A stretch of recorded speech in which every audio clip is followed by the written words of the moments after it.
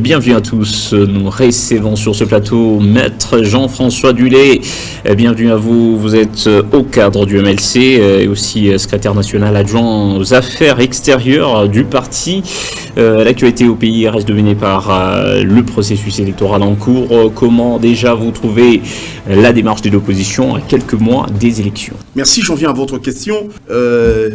Coucou spécial aux promoteurs et ainsi qu'au DG, disons à l'équipe dirigeante de Malaika Télévision. Merci beaucoup, Maître Jean-François. Et puis, voilà, comment vous avez trouvé... Et quoi de plus normal et sincèrement, nous sommes en politique, mais il faudra comprendre la démarche de l'opposition. Il faudra d'abord définir, parce que l'opposition en République démocratique du Congo, tel que le veut les textes de la République, l'opposition est plurielle. Est-ce qu'on peut on peut dire que l'opposition parle le même langage? Non, l'opposition ne parle même pas un manque. Mais allez-y comprendre que, je vous ai cité, ils ont des positions assez alambiquées. Au stade actuel de choses, si l'opposition a réclamé, des réclamations, il y a un cadre institutionnel, sincèrement, qui est l'hémicycle, le Parlement. C'est à ce niveau-là. Maître Jean-François Dulay, oui. Au cadre du MLC, on peut dire que votre parti est à l'opposition et toujours dans la Mouka, ou soit la Mouka n'existe plus pour vous? Notre parti n'est pas dans l'opposition. Pourquoi? Pour la simple et bonne raison que nous participons à l'action gouvernementale. Nous sommes en train de composer, nous sommes partie prenante du gouvernement congolais. Allez-y comprendre. Comment participer à l'action gouvernementale et être au même moment à l'opposition? Cela est antinomique, dichotomique, sincèrement, ou paradoxal. Donc cela ne se conçoit pas. Mais donc, puisqu'avant il y avait une présidence tournante dans la Mouka et ça n'existe plus. Non, la Mouka est une page tournée pour nous, tel que là, ça n'engage que moi, sincèrement. À partir du moment où nous avions accepté l'appel du président de la République de venir librement et de concourir à l'action gouvernementale, nous ne faisons plus partie de l'opposition. Il y a une position alambiquée dans la Mouka.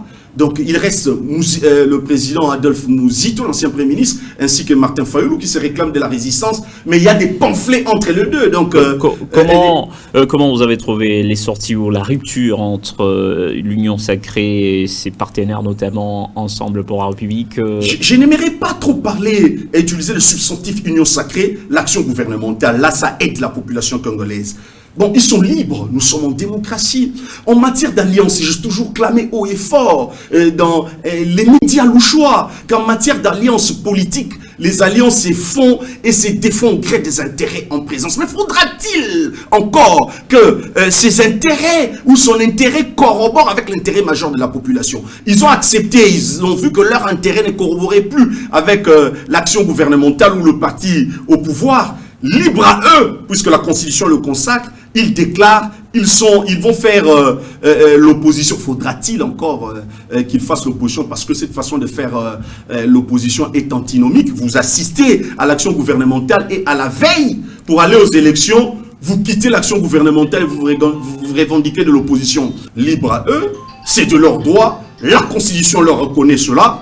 J'aurais compris qu'ils aillent jusqu'à la fin du mandat. Vous comprenez? Et à la veille, effectivement, à la fin, qu'ils se déclarent, qu'ils se décident, qu'ils seront aussi candidats. Il ne leur est pas interdit d'être de candidats. Allez-y comprendre aux élections présidentielles, à mon avis. Moi, c'est la mesquinerie politique. Non, le président Jean-Pierre Bemba est éligible. Vous n'êtes pas sans le savoir. D'ailleurs, il a été s'enrôler. Vous n'êtes pas sans le savoir. Mais la question est inopportune. Nous sommes en train de gérer les arènes de la République. Allez-y comprendre. Avec tout ce que nous avons comme affront, hein, avec notre voisin, le Rwanda, ou nos voisins de manière générale, hein, la situation sécuritaire ou insécuritaire.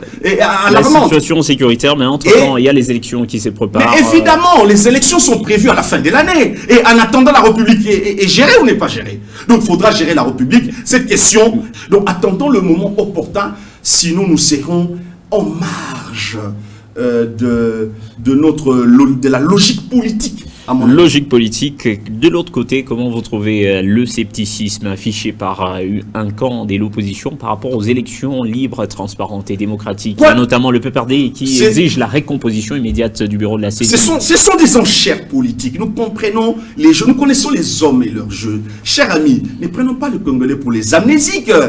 Le Sphinx délimité d'heureuse mémoire en 2011 avait eu aussi des préalables comme en 2006. Mais les gens qui vous disent ça, ils avaient passé outre, ils avaient fait la sourde oreille. Allons aux élections. À mon avis, ils participeront et peut-être qu'ils se sentent moins confortables parce qu'ils savent qu'ils perdront dans l'urne au niveau législatif. Donc je comprends la difficulté. Allez-y comprendre. Vous allez parler par exemple de l'opposition, Martin Fayulu. Je crois qu'il n'a qu'un député. Le président Adolphe Mouzito, je crois qu'il n'a qu'un député aussi, si je ne m'abuse. Le MLC a combien de députés? Le MLC a 18 députés. Allez-y comprendre. Si je ne m'abuse, c'est 18 députés au niveau national dans cette législature. Je pense que nos amis, à l'allure où ils vont, parce qu'ils ne céderont pas, qui sera candidat unique au niveau de l'opposition? Je ne pense pas, parce que vous allez voir déjà Mouzito, Fayulu, il y a des pamphlets. Katumbi ne laissera pas la place à Fayulu, moins encore Fayulu à Katumbi. Donc, allez-y comprendre. Et ils iront en ordre dispersé. Je sais que la population congolaise est assez mature, hein, à mon avis, sincèrement.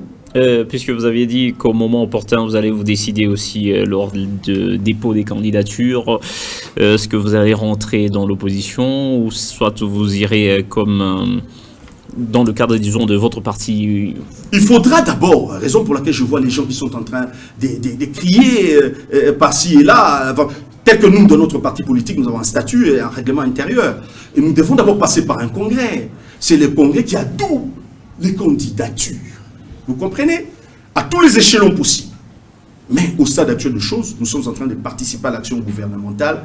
Il n'y a pas raison de faire des bruits et d'alarmer outre mesure la population congolaise. Maître Jean-François Dulé, pendant un bon moment de votre absence, comment se porte votre parti MLC après un moment d'absence? D'absence, oui, je comprends.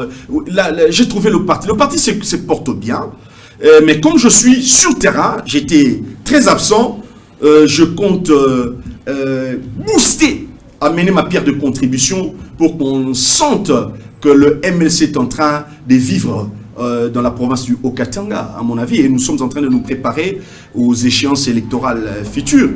Et voilà, Maître Jean-François Dulé, je rappelle, vous êtes au cadre du parti MLC et aussi secrétaire national adjoint aux affaires extérieures du parti. Merci d'être passé dans Question d'actualité. Je vous en prie, c'était un plaisir. Et voilà, un plaisir partagé. Ça sera un honneur de vous retrouver prochainement. Volontiers, volontiers. Madame, messieurs, par ici s'achève votre émission. Merci de l'avoir suivi. Au revoir et à la prochaine.